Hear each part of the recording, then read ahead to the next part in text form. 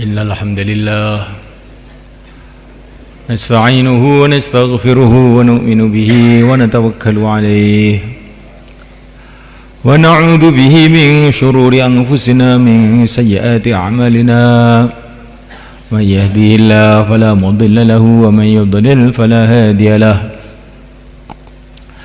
أشهد أن لا إله إلا الله وحده لا شريك له وأشهد أن سيدنا مولانا وحبيبنا محمدا عبده ورسوله اللهم صل وسلم وبارك عليه وعلى آله وأصحابه والتابعين لهم إلى يوم القيامة أما بعد. Hadirin yang dimuliakan, kita jadikan asas kerja kita, asas pemikiran kita hanyalah taat kepada Allah untuk mencari ridha Allah SWT,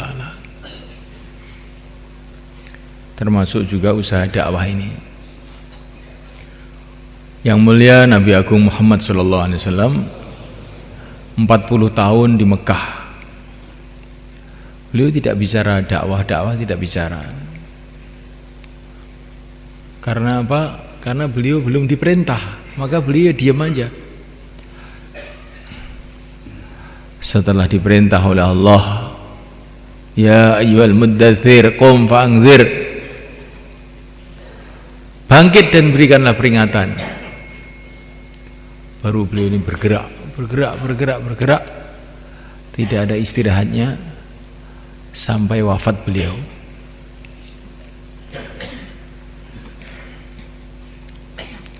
Ketika usaha-usaha dakwah mulai berkembang di Jazirah Arab, maka perkembangan usaha dakwah ini didengar oleh Raja Persia. Maka Raja Persia merasa terganggu.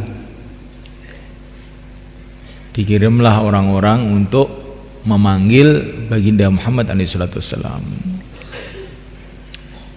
melalui gubernurnya yang ada di Yaman, yaitu Gubernur Badan. Setelah utusan itu datang menjumpai yang mulia Baginda Nabi SAW, mengatakan, kami ini adalah utusan raja di Raja Persia.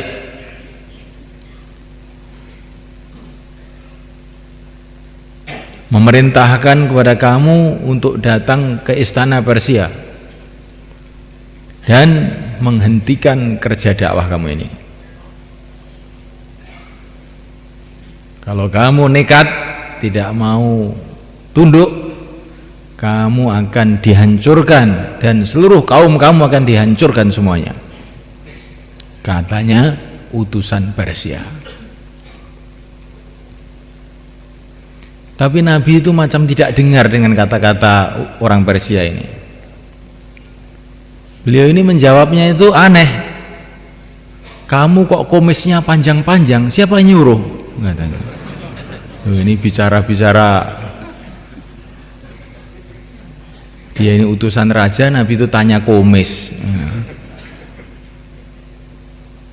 Kenapa kumis kamu panjangkan, jenggot kamu cukur? Kenapa? Ini karena perintah dari Tuhan kami, Raja Persia. Oh, kalau Tuhan saya, kata Nabi, menyuruh kumisnya supaya ditipiskan, jenggot dipanjangkan. Ini Nabi itu memulai pembicaraannya dari masalah kumis, bukan masalah apa itu tanggapan dengan masalah dengan Raja Persia. Kemudian Nabi mengatakan, kamu tunggu di masjid sana, besok pagi kamu nemui saya. Maka besoknya barulah utusan Persia menemui Rasulullah SAW. Maka baginda Nabi mengatakan, kalau dakwah ini mau saya, kalau memang Raja Persia tidak setuju, akan saya hentikan. Tapi dakwah ini bukan mau saya, ini perintah Allah Subhanahu wa ta'ala kepada saya, maka saya tidak bisa menghentikan usaha dakwah ini. Dan ketahuilah, hai duta Persia, bahwa Tuhanku telah membunuh Tuhan kamu. Apa maksudnya? Tuhanku yang mengutus saya ini telah membunuh Tuhan kamu, Raja Persia itu. Betul begitu? Iya, saya catat loh ini, jangan main-main. Catat, dicatat tanggal sekian, jam sekian. Langsung dia pulang ke Yaman. Sampai ke Yaman, Raja Yaman bilang, Gubernur Yaman Badan bilang, Raja Persia itu sudah mati, dibunuh anaknya sendiri. Sekarang kamu jangan berani-berani itu dengan orang Madinah, itu gawat. Nah terus bagaimana? Kita masuk Islam aja. Nah, akhirnya duta Persia itu malah masuk Islam. Ini ceritanya dakwah itu kayak begitu itu loh, malaikat. Coba kita renungi, dakwah kita ini karena perintah Allah, apa dakwah kita karena apa? Nah, ini perlu kita luruskan niat kita kembali. Dakwah ini bukan reaksi atas keadaan-keadaan, bukan. Itu jahiliyah itu sudah beratus-ratus tahun, Rasulullah tidak bereaksi apa-apa.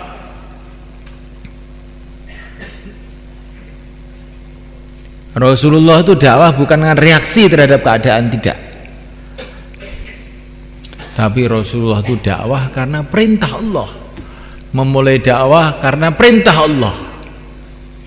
Dan beliau tegas kepada siapa saja, karena ini perintah Allah, saya tidak bisa menghentikan.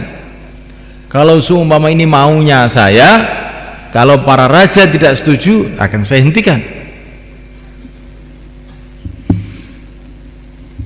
Maka dasarkan dakwah ini hanya karena taat kepada Allah.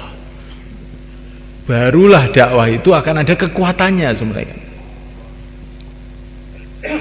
Maka setan itu ingin menipu kita. Kita dakwah tapi bukan karena taat kepada Allah, karena mempertahankan gengsinya, karena supaya kita ini dianggap gimana, karkun kuat gitu. Emang saya ini penanggung jawab, kalau tidak dakwah gimana, malu toh. Dakwah karena malu. Walaupun malu itu sudah lumayan daripada tidak punya malu. Tetapi kalau dakwah karena malu itu belum sesuai dengan dakwah yang sebenarnya. Dakwah karena perintah Allah. Syekh Abdul Wahab hafizahullah, beliau senantiasa menekankan perkara ini. Kembalikan dakwah itu pada asasnya. Dakwah karena perintah Allah saja, bukan karena apa-apa. Seperti sholat perintah Allah, puasa perintah Allah, dakwah perintah Allah. Kita kerjakan dakwah itu dengan asas pemikiran semacam itu, baru dakwah kita ada kekuatannya. Jangan ada dorongan-dorongan lain selain perintah Allah SWT saja. Jangan ada dorongan-dorongan lain selain ikut perintah saja.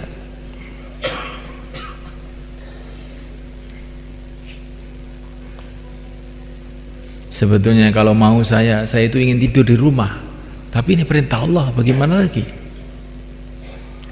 Kalau menurut ukuran otak saya, orang dakwah ini begitu lemah, macam semut merangkak-rangkak, sedangkan kebatilan itu seperti pesawat terbang Boeing 747. Bagaimana semut mau menandingi pesawat terbang?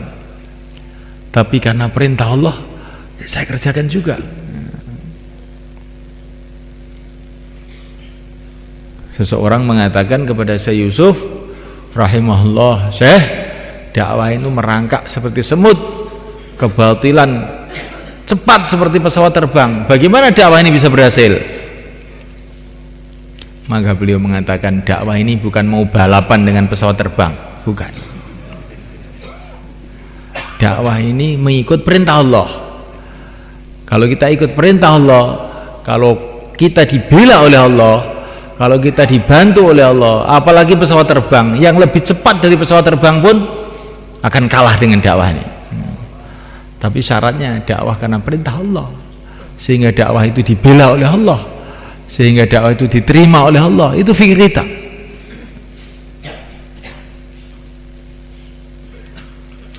Waktu keluar 3 hari itu, karena kita ini belum punya pikir macam-macam, kelihatannya kayak ikhlas betul gitu sebenarnya kan. Keluar 3 hari itu nangis, nggak ada pikir apa-apa. Sekarang sudah agak lain. Setelah menjadi orang lama, maunya bayan saja.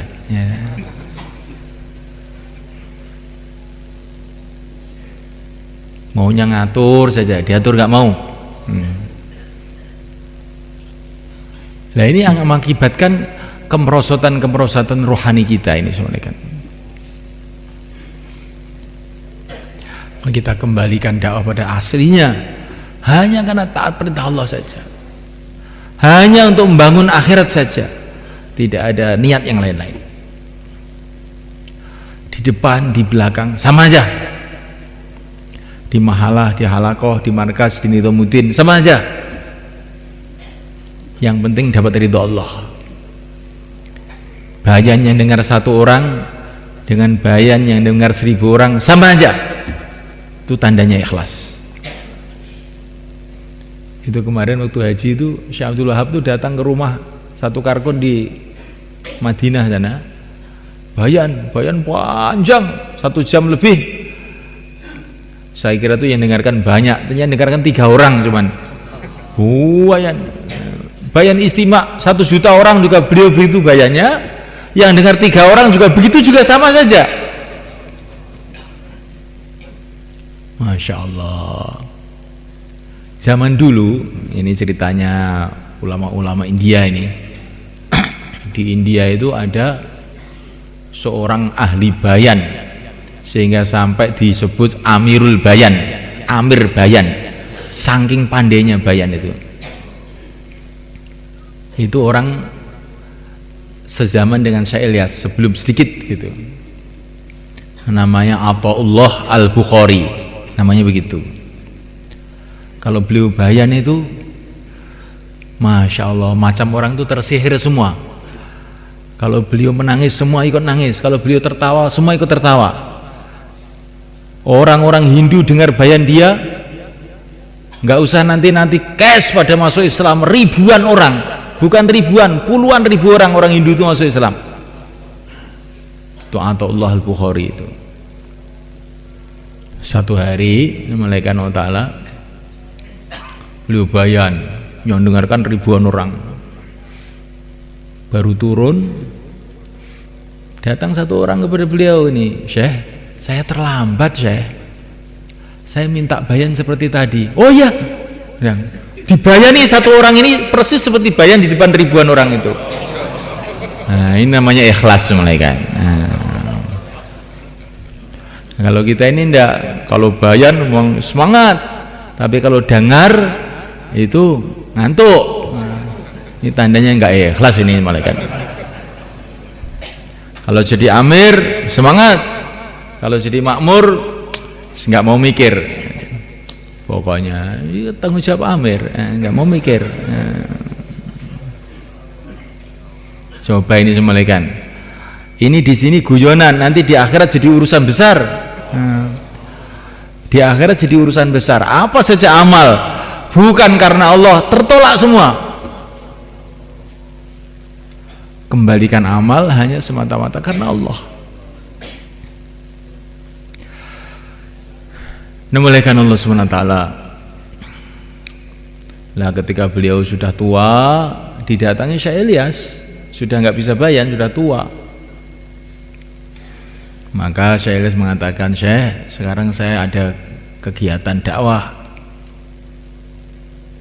bantulah saya, kata Syekh Ilyas itu. Maka Athaullah Al-Bukhari itu beliau mengatakan, Muhammad Ilyas, kamu datang terlambat, katanya. Saya sudah nggak bisa apa-apa begini, kamu baru datang. Kenapa tidak kamu datang waktu saya sehat? Syekh, katanya Syekh Ilyas, engkau memang sudah tua, tidak bisa apa-apa. Tapi kalimah-kalimah Tuhan ini, nasihat-nasihat Tuhan itu satu kalimah akan didengar seluruh orang India. Murid-murid Tuhan ada di setiap pojok dunia ini. Arahkan tuh murid-murid Tuhan untuk supaya ikut saya kerja dakwah itu. Oh iya, kalau begitu. Dan itu termasuk perkembangan yang sangat penting dalam dakwah di India itu karena pembelaan Syekh Athaullah Bukhari ini. Ini mudzakarah ulama kan ceritanya tadi ini. Ini termasuk perlu kita renungi. Jadi kalau datang ke ulama itu jangan mesti kita taskil dia. Nah, Pak Kiai keluar 3 hari Pak Kiai, insya Allah nanti dapat hidayah. Oh tak pentung dasmu gue. Bocah cilik marah yang tuwek. Nah ini kadang-kadang kita ini tidak sadar itu. Insya Allah nanti kesannya itu luar biasa Pak Kiai. Untuk perbaikan hati kita nih Pak Kiai. Perbaikan. Kamu kira saya ini orang rusak apa gimana? Nah, kita datang kepada para ulama ya. Karena apa? Karena ikut perintah Allah untuk kita ikram para ulama. Sudah gitu aja. Syekh Ilyas ini pesan betul-betul jangan taskil ulama. Saya lihat itu orang naskil ulama itu akhirnya itu enggak baik jadinya, itu malah jadi masalah. Ulama itu tidak perlu ditaskil. Suasana yang baik, masjid-masjid yang hidup, karkon-karkon yang akhlaknya baik, itu akan menarik pada para ulama untuk ikut ambil bagian. Caranya bukan dengan ditaskil-taskil begitu. Insyaallah mulai kan? Ini sudah saya ikram bertahun-tahun gak keluar-keluar Pak Kiai, ini gimana sih? Nah ini Subhanahu wa ta'ala. Dan kita harus tanamkan dalam hati, ini bukan basa-basi, bahwa para ulama itu sudah punya jasa besar kepada umat dan punya jasa besar kepada dakwah ini walaupun mereka belum ikut. Coba semulakan kalau kita ini keluar, semua orang belum bisa baca Quran, belum bisa sholat, alangkah sulitnya kita ini semulakan. Tapi karena ulama-ulama sudah ngajari mereka baca Quran, sholat, mengajari fikih, mengajari Quran, macam-macam di pesantren-pesantren, di surau-surau, kita ini akhirnya dakwah tuh enak. Tinggal taskil, ayo 4 bulan. Tapi umpamanya 4 bulan ini nggak ada yang bisa sholat. Saya ini belum bisa sholat bagaimana? Nah, terpaksa tim taskil harus ngajari dia sholat. Loh saya sholat gimana? Baca Fatihah belum bisa. Akhirnya ngajari Fatihah. Akhirnya nggak jadi keluar 4 bulan jadinya. Tim taskilnya ikut dia. Tapi gara-gara banyaknya para ulama yang sudah banyak berbuat di pesantren-pesantren, di masjid-masjid, di surau-surau, maka kerja dakwah ini jadi mudah. Kalau kita naik ke atas, kalau Wali Songo itu tidak ngajak orang Jawa ini masuk Islam, bagaimana kita dakwah sekarang? Alangkah sulitnya itu sekarang. Maka kita ini jangan sumpek. Gara-gara ada satu ulama marah kepada kita, nggak usah sumpek. Nggak apa-apa tuh ulama marah tuh nggak apa-apa. Memang ulama itu kerjanya marah begitu itu. Itu sudah biasanya ulama marah itu biasa. Kita syukuri aja, alhamdulillah Pak Kiai mau marah, tandanya sayang sama kita, gitu aja. Itu saya punya guru itu Abah Tim Yatim Banten itu, anak-anaknya itu diajari kalau ditempiling, alhamdulillah, itu anaknya jadi hafid Quran semua, laki-laki perempuan. Kalau ditempiling tower, alhamdulillah, tempiling lagi, alhamdulillah, jadi kiai semua anaknya itu. Ya kita dimarahi sedikit saja oleh para ulama sudah ganti marah, akhirnya nggak bisa ngaji jadinya. Ya barokahnya ulama nggak bisa masuk karena kita marah sama ulama. Maka kita ini nggak boleh marah sama ulama itu. Kalau kita ditempiling pun, alhamdulillah, insya Allah nanti sempat alim. Kalau bukan kamu, ya anak-anak kamu jadi orang alim insya Allah. Ini menurut pengalaman orang-orang dulu, kalau orang itu dalam hatinya itu ada benci kepada para ulama, anaknya susah diatur. Susah diatur itu. Itu betul semuanya, kan itu sudah pengalaman, banyak sekali pengalaman. Maka kita ini yang baik pada para ulama, ikram pada mereka, kasih hadiah pada mereka. Kalau orang-orang yang belum dakwah bawa rambutan 1 kilo, kita bawa rambutan 1 becak. Nah, 1 becak. Ya. Dengan becaknya sekali dibawa ke situ. Betul semuanya kan. Lah saya ini nggak punya rambutan, nggak punya hadiah. Hadiah Fatihah. Hadiah Fatihah. Para ulama mengatakan ada lebih 30 dalil. Ada lebih 30 dalil dari Quran, dari sunnah, dari pendapat para ulama bahwa hadiah amal itu boleh dan akan sampai. Kamu harus tahu nih, hadiah itu bukan mesti rambutan, mesti pisang. Hadiah amal. Baca Quran 1 khataman saya hadiahkan untuk Suriah NU Jawa Timur. Nanti kan Suriah yang senyum terus. Lah kita ini kalau ada ulama tidak setuju malah digunjing aja. Itu kiai itu itu sengak sama dakwah. Loh, kok sengak? Lah memang kamu mungkin baunya nggak enak maka dia sengak.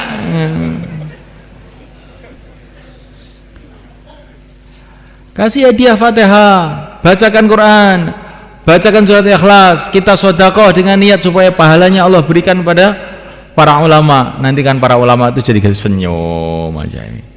Orang dakwah itu kok ada nurnya tuh wajahnya itu. Melihat tuh seneng aja gitu. Ya kalau orang dakwah itu hatinya sudah ada benih-benih tidak suka sama ulama, itu baru melihat tok itu ulama sudah sumpek.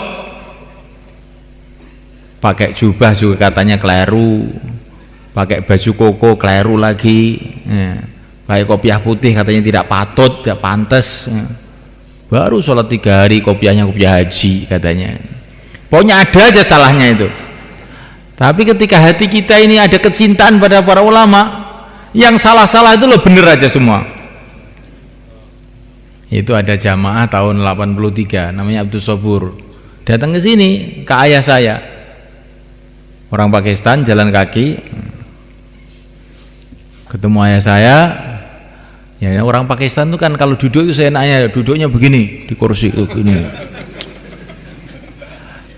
Ini kan kurang ajar namanya kalau di Jawa itu.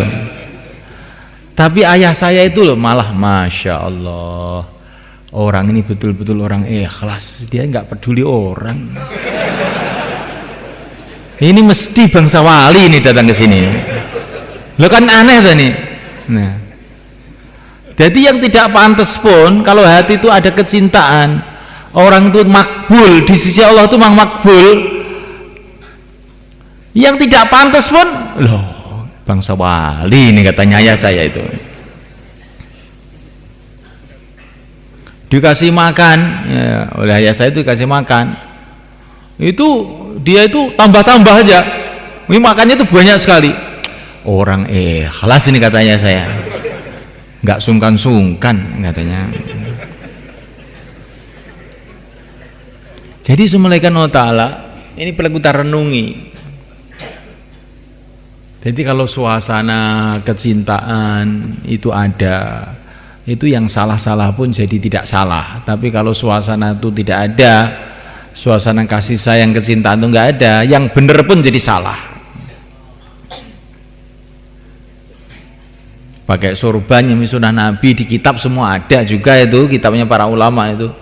Tapi nggak tahu ini sebabnya apa. Kita datang, sombong anak kemarin sore pakai serban-serban segala. Pakai jubah salah lagi nanti. Kalau kita sholat panjang, pura-pura aja ini. Biasanya nggak sholat kok itu. Pura-pura aja. Pakai jenggot teroris ini. Udah, pokoknya nggak ada yang bener, semua salah semua. Makan di nampan ini orang zaman kuno, padahal semua kiai itu makannya di nampan dulunya. Tapi ada orang di nampan, kita disalahkan lagi. Apa makan di nampan? Kenapa nggak di piring katanya? Pakai sendok tambah lagi. Nggak pakai sendok kotor katanya. Pokoknya salah kabeh. Tapi kalau sudah ada kasih sayang, oh nanti ya maklum, baru belajar agama ya sudah bagus begitu. Memang begitu. Karena ada kasih sayang, maka buatlah suasana kasih sayang ini. Tapi dari hati, bukan basa-basi. Dari hati memperintah Allah kita untuk mencintai para ulama itu. Begitu mulianya para ulama itu di sisi Rasulullah SAW, sehingga Nabi mengatakan para ulama itu warisnya para nabi. Supaya kita ini tahu harganya mereka, kemuliaan mereka, sehingga kalau kita ini melihat mereka itu penuh dengan kecintaan, penuh dengan penghormatan. Kalaupun mereka ada salahnya, siapa yang tidak salah? Bukankah kita ini juga banyak salahnya? Jangan kita melihat salahnya, kita lihat baiknya saja. Kalau kita bisa melihat baiknya, kita bisa mencintai, akhirnya kita bisa kerjasama. Nah disitulah kebangkitan agama. Kalau kita lihat buruknya itu, orang itu banyak sekali buruknya, kita juga banyak buruknya. Namun Allah SWT, usaha agama ini semulaikan tidak bisa dipisahkan dengan para ulama, nggak bisa.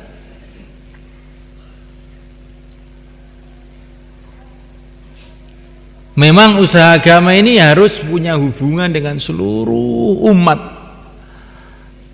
Orang umum juga penting, karena kebanyakan umat Islam orang umum. Pelajar juga penting, masturot juga penting,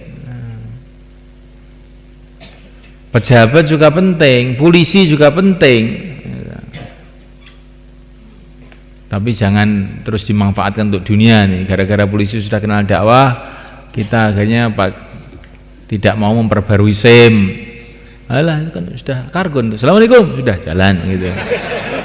Nah, itu namanya agama digunakan untuk dunia. Itu nggak boleh begitu itu. Ini kan kargon 3 hari kemarin. Terus kita nggak mau pakai helm. Apa helm itu? Tidak sunnah. Nah, helm tidak sunnah. Tapi walaupun tidak sunnah juga tidak dilarang oleh sunnah. Ya. Bahkan bisa juga dikatakan sunnah, karena ketika Nabi masuk ke Mekah, Fathu Makkah itu pakai helm besi beliau waktu perang. Ya. Jadi jangan gara-gara ini polisi sudah kenal dakwah nggak pakai helm, jangan, pakai tertib. Semua aturan pemerintah, asalkan tidak haram kamu ikuti aja. Kalau haram nggak usah.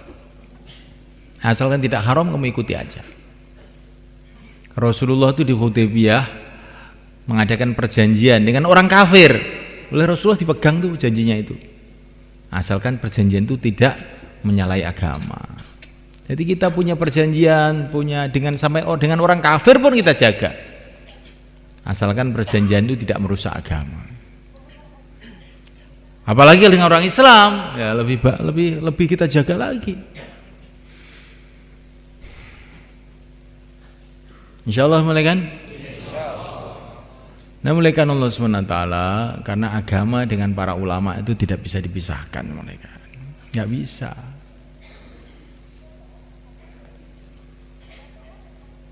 Kalau kita ingin usaha agama, kita harus dekat dengan para ulama, tidak bisa tidak. Kalau kita usaha agama, tetapi kita tidak mau dekat dengan para ulama, satu saat nanti akan jadi fitnah besar kepada umat. Karena yang garap umat itu 2 golongan, mulaikan. Yang pertama para ulama, yang kedua orang tabligh. Yang garap umat itu. Nah ini kalau orang tabligh tidak menyatu dengan para ulama, nanti lama-lama ada ulama, ada umat klub tabligh, ada umat klub ulama, akhirnya berbenturan. Kamu yang dapat dosanya. Maka sudah mulaikan, Syekh Ilyas itu sudah menanamkan dalam 6 sifat itu ikramul muslimin, Rinciannya memuliakan ulama, menghormati orang tua, menyayangi anak muda. Ini penting ulama ini semuanya. Apalagi di Jawa Timur. Di Jawa Timur itu tempatnya ulama, tempatnya pesantren paling banyak di Indonesia ini Jawa Timur ini. Kalau kita tidak betul-betul menyatu dengan para ulama, dekat dengan para ulama, mengkondisikan itu, nanti dakwah itu nggak akan bisa jalan dengan baik.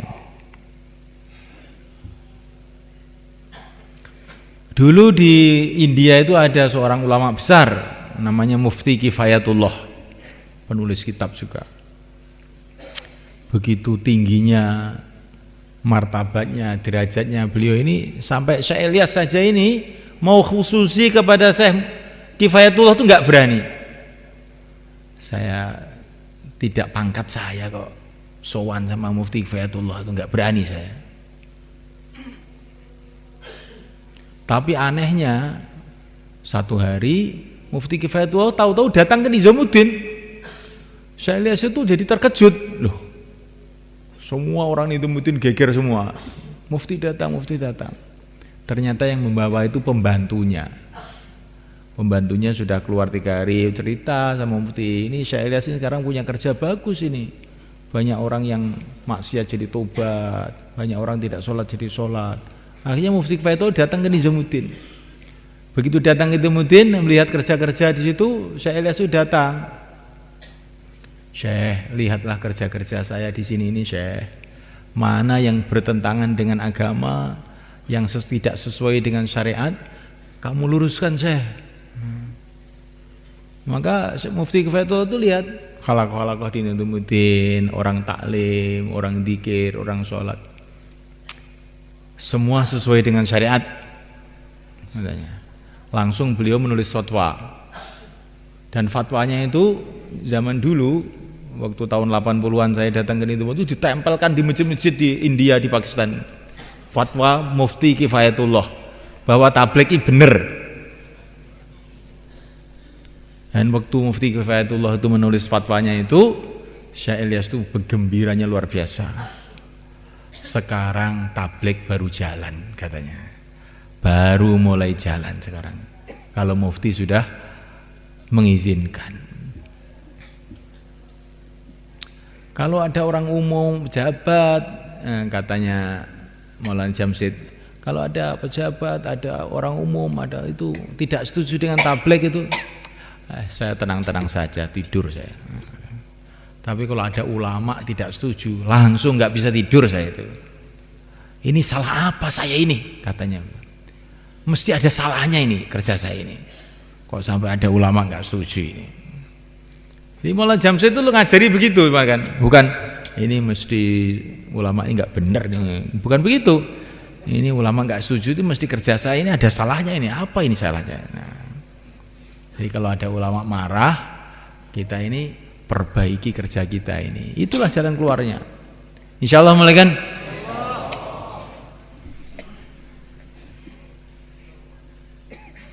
Nah, mulai kan Allah SWT, kita tidak akan bisa taat kepada Allah kecuali dengan jalan Rasulullah SAW. Menyuti Rasul, faqad ata Allah.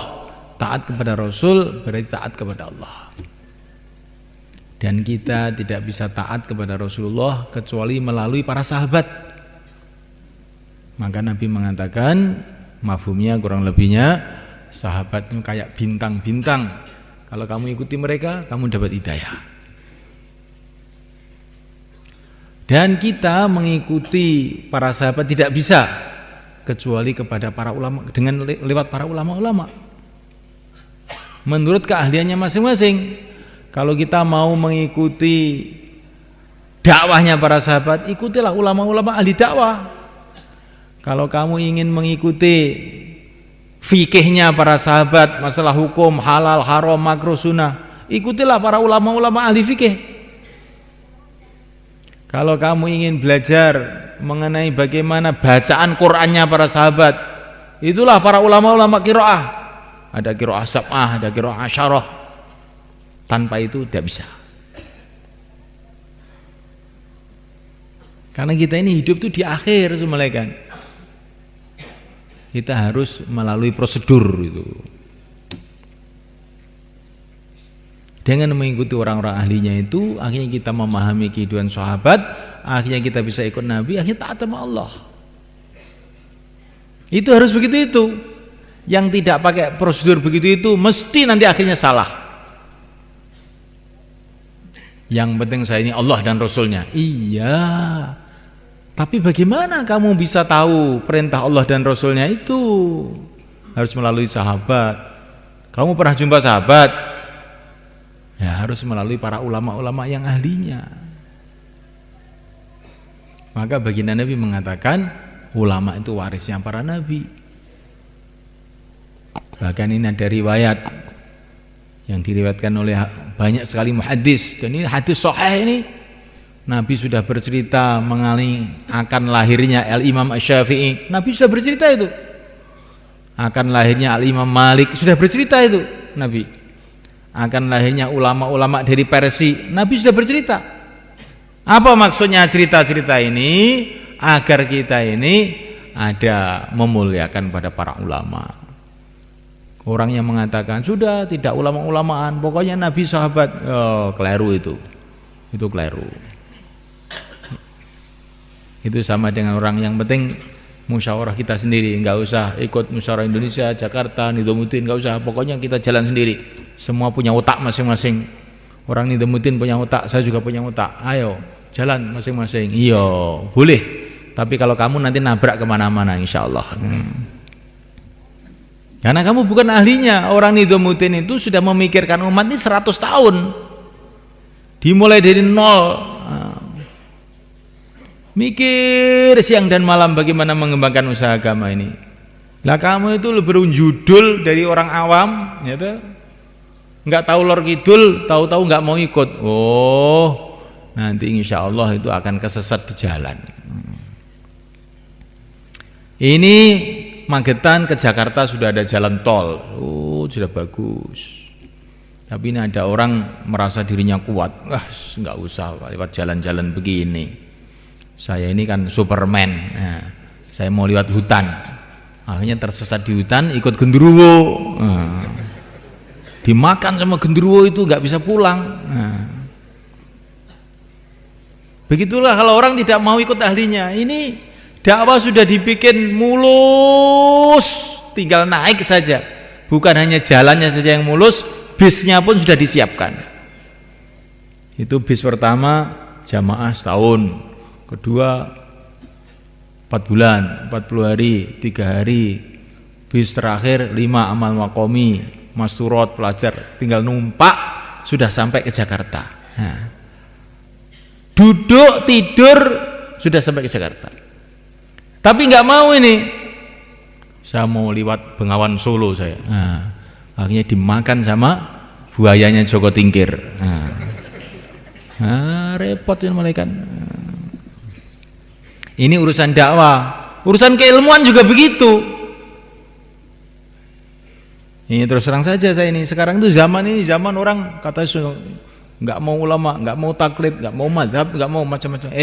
Kamu itu loh tamatan SMA bilang begitu tuh apa toh kamu itu? Kamu bilang matematika gitu loh cocok, jangan ngomong begitu itu bukan ahli kamu. Ini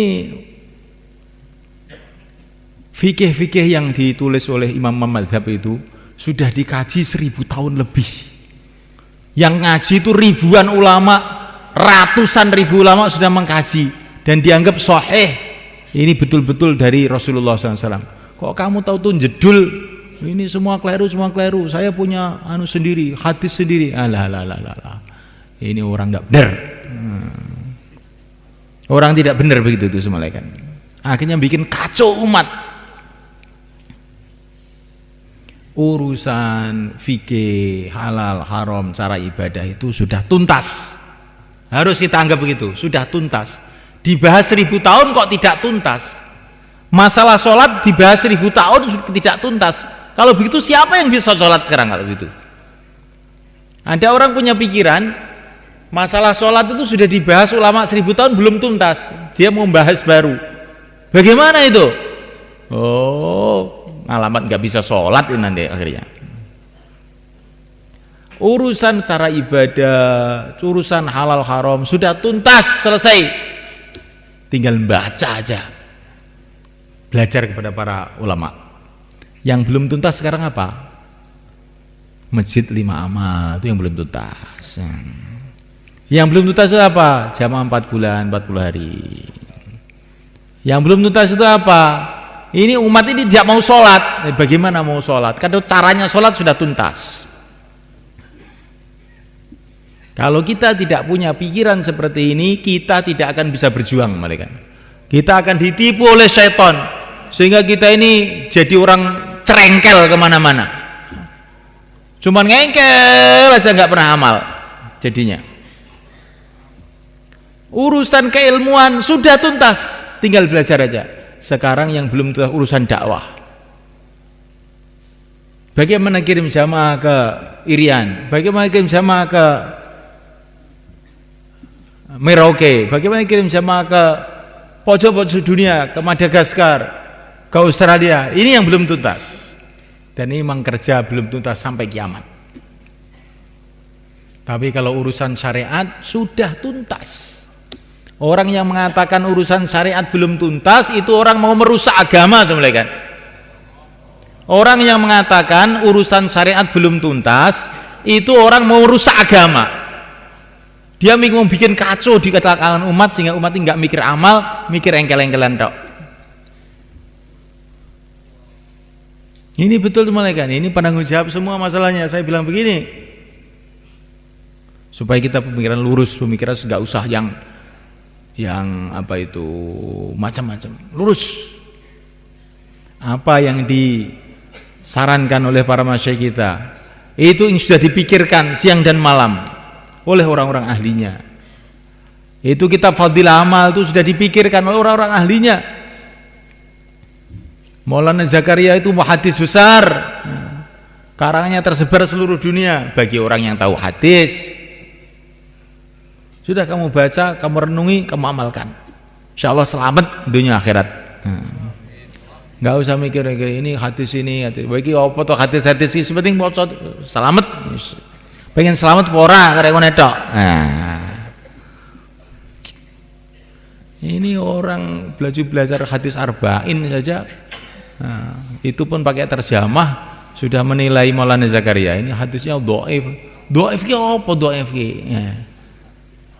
Kuwi urusane wong ahli hadis, itu urusane umat awam. Kuwi Maulana Zakaria wis dipikir nih. Sudah dipikirkan siang dan malam bahwa yang ditulis itu walaupun dhaif tapi dhaif yang bisa diterima. Sudah ringkasnya begitu. Tinggal diamalkan saja. Nah, mulaikan Allah Subhanahu wa taala. Ini model Jawa Timuran kan enggak apa-apa begini ya, Pak. Enggak apa-apa ya. Apa-apa juga enggak apa-apa. Jadi ini masanya penanggung jawab semua supaya kita ini gitu loh, dalam dakwah ini jangan menga-mengo, lurus. Ini takaza tidak karu-karuan banyaknya. Jangan sampai kita ini diganggu oleh perkara yang tidak perlu. Maka diceritakan oleh para ulama, ada orang mau pergi ke masjid, dicegat sama setan. Mau pergi kemana kamu? Mau ke masjid. Untuk apa ke masjid? Enggak ada gunanya kamu pergi ke masjid. Setan, ke masjid menghadap pada Allah enggak ada gunanya. Bagaimana kamu ini? Saya akan ke masjid. Oleh setan dihadang. Akhirnya gulat sama setan. Setelah gulat menang dia, pergi ke masjid. Sampai ke masjid ternyata sudah selesai sholat jamaah. Wah, ini gara-gara saya gulat dengan setan nih, akhirnya saya ke masjid sudah ketinggalan sholat jamaah. Besoknya lagi mau ke masjid dihadang lagi sama setan. Ke masjid lagi kamu. Mau apa sih kamu? Kamu saya ajak gulat lagi nanti. Kamu cuma ganggu aja, saya nggak mau bicara sama kamu. Langsung dia pergi ke masjid. Sampai di masjid ketinggalan takbiratul ihram. Wah, kurang ajar ya, saya masih ditipu lagi. besoknya lagi dia ke masjid, nah, dihadang sama setan lagi. Oh, dia tidak, saya bumpet, saya tidak mau ngomong. Langsung soft awal takbiratul ihram. Nah, begitu orang dakwah mereka. Nah, kalau kita ini mendengarkan omong sana, omong sini, ketinggalan, masjidnya enggak hidup, jamaah tidak keluar, iman kita merosot, terus ngerasani orang tiap hari. Nah, akhirnya setan tertawa. Alah, gitu ternyata. Tapi kalau kita ini tidak, ini kita harus insyirah, kita ini harus, kalau kita ini mau ikut para masyayikh itu harus dari sepenuh hati, begitu semuanya kan. Udah, itu sudah orang ahlinya, sudah saya ikut aja, gitu aja. Dan nanti insya Allah akhirnya kita bisa pikirkan amal masjid, kita pikirkan masturot, kita pikirkan hubungan baik dengan ulama, ya. Sehingga akhirnya seluruh umat mendapatkan manfaat. Orang yang banyak engkel-engkelan tidak akan pernah dapat sukses. Maka dalam satu riwayat dikatakan, kalau Allah membenci satu kaum, maka oleh Allah dikasih ilham engkel-engkelan, bertengkar. Kalau Allah mencintai satu kaum, dikasih ilham amal, bukan ngomel. Nah, maka kita ini bukan masalah fikih, masalah itu aja, masalah dakwah itu sendiri. Nggak usah banyak engkel-engkelan. Orang tuh yang mudah mufakat gitu loh. Ini cocok, ini wis apik, bismillah.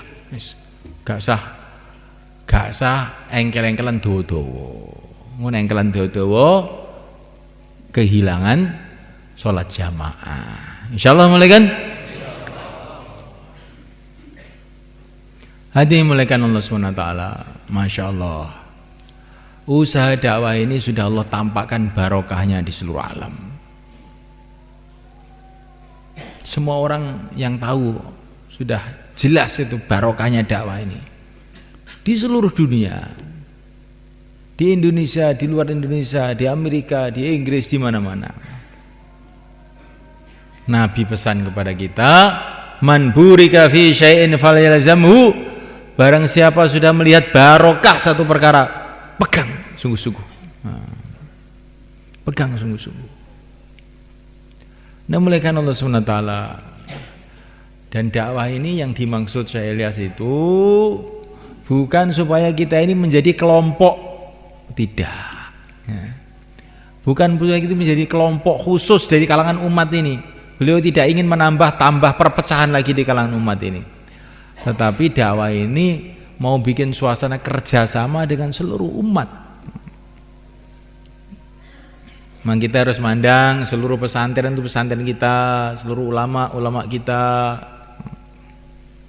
semua umat Islam, saudara-saudara kita, zahir batin dunia akhirat. Pandang seperti itu. Termasuk tanda hari kiamat, kata Nabi dalam hadis ini, orang tidak mau mengucapkan salam kecuali kepada orang yang kenal saja. Jadi kalau ketemu karkun, assalamualaikum. Tapi kalau bukan karkun, jalan, nggak ada salam, nggak ada kalam. Nah, ini termasuk tanda-tanda hari kiamat. Nah, kita pada seluruh orang Islam itu yang baik begitu semalaikan. Apalagi kepada para ulama, apalagi pada orang-orang soleh. Dengan cara itulah semulaikan Allah Ta'ala kerja ini akan bangkit. Tapi dengan cara kita ini sodok sana, sodok sini, menyalahkan sana, menyalahkan sini, justru itu kerja akan merosot semulaikan. Itu bukan kepada umum umat Islam, tapi sampai antara kita orang-orang dakwah ini sendiri. Syekh Abdul Wahab itu kan nasihat, kalau kamu ingin dakwah itu maju, jangan biasa mengatakan kenapa. Jangan biasa mengatakan kenapa. Kenapa dia begitu? Kenapa dia begitu? Kenapa dia begitu? Jangan biasakan mengatakan itu. Kalau nanti kamu mengatakan kenapa, kerja akan merosot. Terus seperti adzan. Orang mau sholat, orang tidak mau sholat, adzan jangan dirubah. Hayya 'alas shalah, hayya 'alas shalah. Jangan dirubah. Jangan orang-orang nggak mau sholat sekarang adzan dirubah aja. Limadza la tusallun. Kenapa kamu tidak mau sholat? Oh, adzan kamu tidak sah nanti. Adzan kamu tidak sah. Kalau izin adzan kamu sah, ingin sah, orang mau sholat, orang tidak mau sholat. Hayya 'alas sholah, hayya 'alas sholah. Begitu juga dakwah semula kan. Orang mau, orang tidak mau, 4 bulan, 40 hari, 5 amal maqami terus gitu. Jangan bosan-bosan. Ini karena penyakit kita, khususnya orang Indonesia itu bosenan gitu. Kalau lagi semangat, nanti berapa bulan gitu sudah lupa, apa mudzakarah lupa. Ingin acara baru. Ini agama itu tidak boleh begitu semuanya kan. Acara zaman Nabi, zaman sekarang, zaman hari kiamat sama acaranya itu. Maka begitu juga dakwah ini semuanya kan Allah Ta'ala. Dakwah itu satu kalimat diulang-ulang, jangan bosan-bosan. Satu pembicaraan diulang-ulang, jangan bosan-bosan. Takaza diulang-ulang, jangan bosan-bosan. Nanti insya Allah Allah akan bangkitkan orang-orang yang mau. Itu sudah sunnatullah sebenarnya. Jadi kalau kita sampaikan perintah-perintah agama ini, sampaikan lagi, itu nanti sampai ke tingkatan yang diterima oleh Allah, tahu-tahu ada yang mau, atau akan datang pertolongan Allah yang tidak kita kira-kira. Maka Nabi kirim orang untuk khususi ke satu tokoh kafir di Mekah. Di hadits sahabat ini ada cerita ini. Maka dikhususi, malah dia marah-marah. Apa Tuhan kamu itu? Katanya orang kafir itu. Dari batu kah dia? Dari emas? Dari besi? Pokoknya dia itu meledek, malah menghinakan sahabat yang dikirim Nabi tadi. Maka sahabat tadi pun datang kepada Nabi, ya Rasulullah, saya sudah khususi, saya datang sama dia malah marah-marah ya Rasulullah. Datang lagi sama dia, tambah marahnya, laporan sama Nabi, saya sudah datangi tambah marah ya Rasulullah. Datang lagi, datang tambah marah lagi, laporan sama Rasulullah sampai 3 kali. Saya sudah ke sana tambah marah ya Rasulullah. Datang lagi kata Rasulullah. Ketika datang ketiga kalinya, dia cerita keagungan Allah. Dia tadi marah, di tengah-tengah dia marah, tahu-tahu datang halilintar mengambil kepala dia. Ini kata para ulama, ini pelajaran. Di dakwah itu kalau kamu kerjakan dengan ikhlas terus menerus nanti akan datang pertolongan Allah. Pertolongan Allah itu bentuknya macam-macam. Bisa Allah kasih hidayah, bisa Allah kasih yang lain. Tapi kita jangan coba-coba. Kita coba dan ini ada halilintar apa enggak? Oh, jangan. Kerjakan karena ikut perintah Allah dengan ikhlas, dengan kasih sayang. Nanti apa yang Allah datangkan terserah Allah, bukan terserah kamu. Insyaallah mulai kan? Nah, mulai kan Allah Ta'ala. Katanya itu saya lihat para masyayikh itu setiap bayan itu mesti ada tashkil, walaupun ini mudzakarah tapi harus ada tashkil. Bener apa enggak begitu sama kan? Di mana saja dakwah itu harus ada tashkil. Kalau tidak ada tashkil kayak azan, hayya 'alas sholahnya dihilangkan. Allahu akbar la ilaha illallah, kok enggak ono hayya 'alas sholah nih. Oh, itu tuh azan wi. Begitu juga dakwah ini kalau tidak ada tashkil namanya belum dakwah yang sempurna. Maka yang dari musyawarah Jawa Timur ini mau keluar 4 bulan, 40 hari atau berapa hari saja, silakan beri ke selatan. Qabulallah. Monggo. Yang mau keluar dari musyawarah ini langsung besok. 4 bulan, 40 hari, berapa hari saja, silakan ke selatan. Monggo.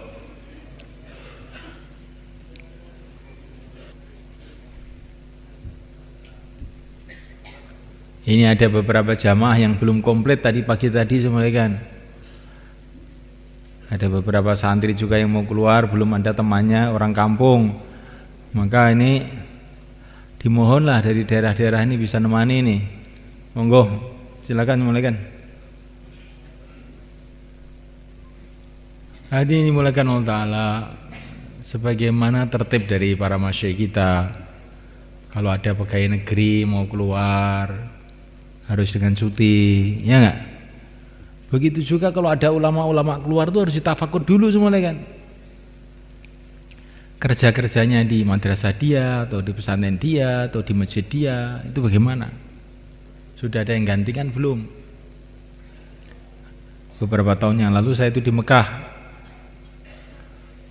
ada itu orang Mekah mau keluar 40 hari di imam masjid. Ketika mau keluar 40 hari, maka datang pada Maulana Sa'ad, waktu itu haji Maulana Sa'ad, Syekh, saya mau keluar 40 hari. Ditanya langsung oleh Maulana Sa'ad, kamu kerjanya apa? Saya imam masjid. Sudah ada yang ganti belum? Belum ada. Lalu terus gimana? Ya pokoknya nggak tahu lah, yang penting saya itu harus keluar sekarang. Oh jangan begitu katanya, kamu pulang dulu cari ganti imam masjid itu. Setelah kamu dapat ganti barulah kamu keluar. Nanti kalau kamu tinggalkan kerja kamu sebagai imam itu langsung kamu tinggalkan, nanti kamu pulang nggak bisa menghidupkan masjid kamu. Orang-orang masjid kamu akan marah semua sama kamu, nggak bisa menghidupkan amal kamu nanti. Cari ganti dulu.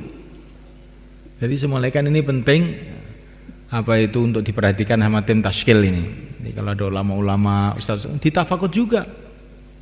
Ditafakut juga sebagaimana kita tafakut pegawai negeri, tafakut polisi. Kalau enggak itu padahal urusan dunia.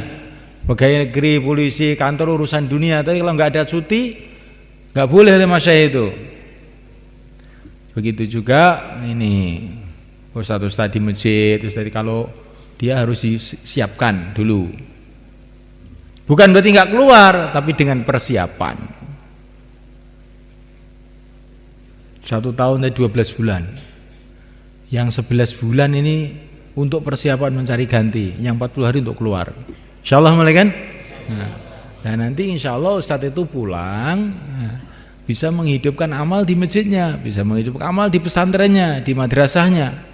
Tapi kalau kita bedol gitu saja, pulang orang marah semua, santri sudah hilang semua. Akhirnya dia kecewa, akhirnya dia juga lemah, tidak mau ikut dakwah lagi, kapok sudah. Jadi akhirnya malah jadi beban kepada kerja-kerja dakwah ini, kan. Tapi kalau keluar dengan persiapan, maka ini pentingnya keluar dari mahalah.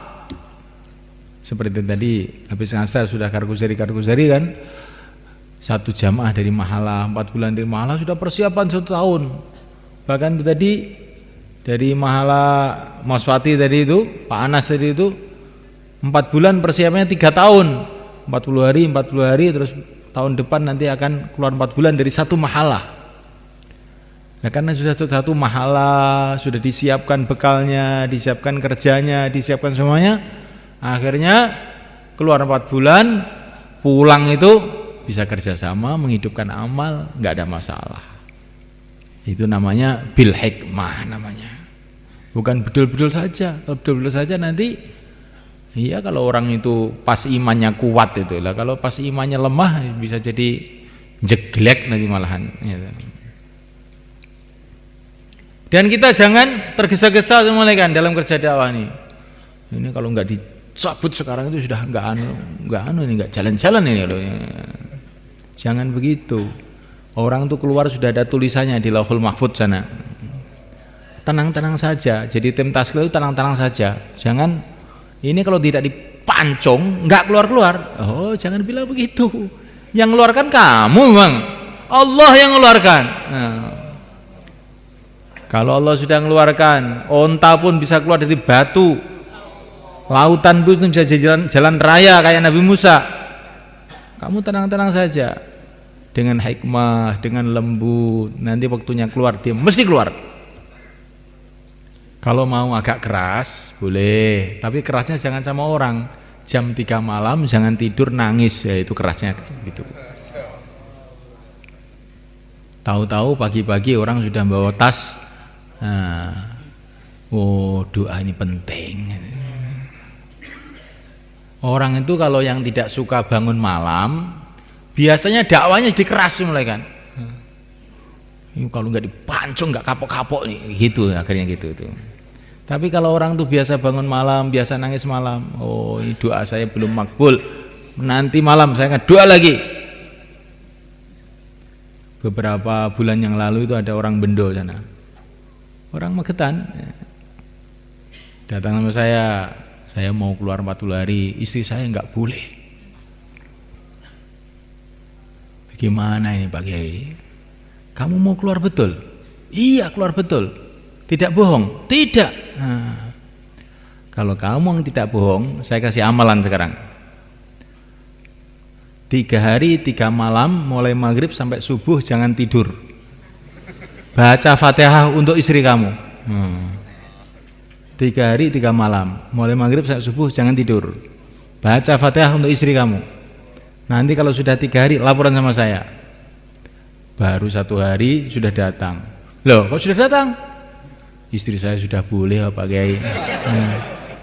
Kamu amalkan berapa? Baru 1 malam dan tidak sampai subuh Pak Kiai. Oh, ini belum berangkat sudah dapat pengalaman iman dia. Akhirnya keluar. Nah, bagus. Kali kalau tim taskilnya tidak biasa doa, biasanya pancung, keluar saja. Apa istri-istri perintah Allah kok dihalang-halangi istri. Iya. Tapi caranya bagaimana supaya ini kalau nanti begitu dia keluar 40 hari nggak bisa pulang ke rumah bagaimana? Akhirnya di markas saja. Kamu kok di markas saja kenapa? Khidmat markas. Seumur hidup kok, seumur hidup memang kamu nggak bisa pulang. Nah, ini guyonan sebetulnya mulai kan, tapi ini kan kita lihat hari-hari begitu. Coba kita rubah cara itu semuanya kan. Orang itu mau keluar itu suruh doa, suruh nangis sama Allah, buat amalan, baca Fatihah apa, terserah apa dia yang mantep, baca Fatihah apa, baca selawat. Kata Sayyidina Umar, kalau orang itu mau doa mulai maghrib sampai subuh, doa dia mesti makbul, kata Sayyidina Umar. Tapi yang kuat doa maghrib sampai subuh ini memang jarang-jarang ini. Kalau nargib memang enak, tapi ini kalau doa betul itu biasanya ngantuk itu biasanya itu. Maka ini semulaikan Allah Ta'ala, kita dakwah, kita asaskan kembali kepada iman. Jangan hanya ini mudzakarah tertib, tapi setelah tertib tidur. Kita tidak punya hubungan yang kuat kepada Allah. Oh, tidak jalan. Tidak begitu itu ceritanya orang-orang yang sukses dalam dakwah. Syekh Muhammad Ilyas itu semulakan kadang-kadang tuh habis ngisak tuh masih musyawarah sampai malam itu. Selesai musyawarah, orang-orang yang musyawarah sudah teler semua, langsung tidur. Tapi Syekh Ilyas itu malah wudu, cari tempat yang gelap, Allahu Akbar, nangis. Nah, itu dai namanya semulakan. Nah, itu dai itu begitu. Ya kita mau belajar begitu. Kita bukan ingin jadi fikirman. Ini istilah fikirman itu saya nggak tahu dari mana itu. Akhirnya mikir tok ini orang ini akhirnya fikirman. Nah, kita ingin jadi dai dengan cara minhaji Rasulullah SAW. Insyaallah kan malam hari doa, nangis pada Allah dengan tawadhu, dengan ikhlas, istiqomah. Insyaallah kerja akan naik dengan izin Allah. Insyaallah malaikat. Saya kira itu saja semulakan. Sekarang kita siap-siap sholat Isya. Khidmat dulu pesan saya. Saya Isya dulu. Bagaimana itu orang khidmat itu? Oh, sholat Isya dulu aja ya. Sholat Isya nanti makan terus ada mudzakarah lagi nanti. Kurang lebihnya kami minta maaf semulakan. Ini tadi terlalu semangat saya kelihatannya saya ya. Ini kalau lebih ya ditata sendirilah, jangan semua yang saya katakan tuh kamu makan saja, jangan. Ya kan kira-kira baik ambil, kalau tidak baik ya kamu perbaiki sendiri, kan sudah gede-gede ya. Anallahu hamdi.